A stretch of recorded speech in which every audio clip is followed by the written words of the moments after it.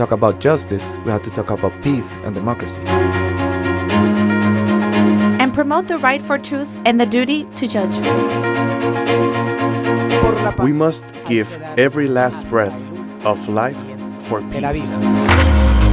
With a critical and analytical view, judges of high courts, magistrates, jurists, and human rights defenders from different continents and international tribunals contributed to the Justice and Democracy session of CUMIPAZ 2017, an academic and social meeting where the relationship between democracy, justice, and peace was reflected upon and debated at the headquarters of the Latin American Parliament of Panama City.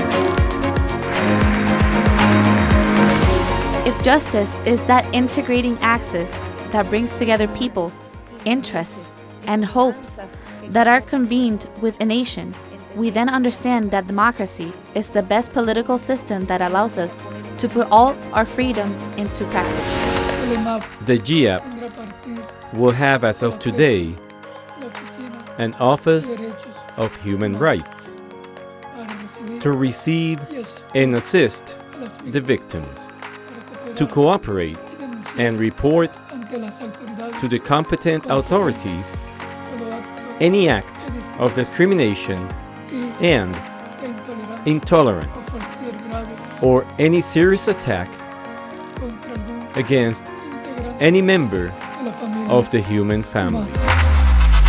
According to the lectures given during the session, a justice with equity that recognizes universal and fundamental values of democracy requires transparency, effectiveness, and speed, actively carrying out the rights of citizens and of Mother Earth. The cooperation between states will make this same premise effective in universal jurisdiction. Protect legal rights that until now are going unnoticed. For example, ethnic groups, political groups, the environment, Mother Earth, and the public treasury. To implement in the interior of the country international cooperation regulations among the states, but also with the International Criminal Court to refine the concept of universal justice. Where do we investigate? And who do we punish? Those are probably the two most important questions we have to answer at the court. The correct answers are greatly due to their legitimacy. New and greater visions for world peace where justice and democracy fulfill their role. Challenges that also include the detection of signs and preventive tools to face genocidal atrocity. The hotbeds of coexistence, the Ecuadorian judicial system works with the education system to do what William Soto tells us. It's better to educate for prevention than to judge for punishment. Some common criticisms of trials are the retroactivity selectivity, highly politicized nature that trials often have. We have built a region in peace. It is not that there are no difficulties or that there are no threats. They are, and very large. But we are, and we will continue to conjure those threats through these mechanisms of peaceful conflict resolutions, in order to not lead an armed confrontation because of our differences. Two discussion panels discuss the disturbing factors of peace, the challenges of universal justice against international crime, and the most appropriate formulas to prevent genocide in a globalized world. The disturbing factors of peace have been social inequality. Peace seeks quality of life, and democracy also. Let's look at the origin, the behavior of the human being, the moral, the intellectual motive, the lack of ethical principles that will unleash these behaviors, those that you like and send. Then, the challenge will be to combine protection systems, both universal and national, which are complementary and defining to achieve the effectiveness of justice. Human rights, just as justice, must have a unique definition and a unique applicability.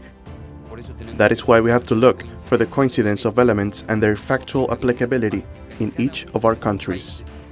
A document of the 2005 United Nations World Summit, which raises the importance of a principle, the principle of the obligation of states to protect their population from these crimes. They also presented some positions on the independence, autonomy, and effectiveness of the International Criminal Court. Increase the seats in the Security Council, which, well, is logical, and second, restrict to absolutely prized cases the possibility of interposing the veto. Then you ask, and what is the alternative proposal? Easy. Very easy.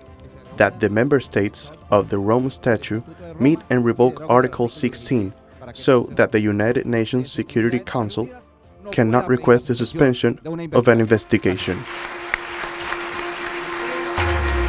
Some conclusions aim at dividing the territorial concept that a state, under the pretext of its sovereignty, can only investigate the behaviors committed in its territory. That providing high-quality justice is essential to maintain and strengthen the credibility, and that denouncing the warning signs of possible genocides empowers the International Criminal Court and its Attorney General, making the call to typify genocide in those countries where it has yet to be characterized.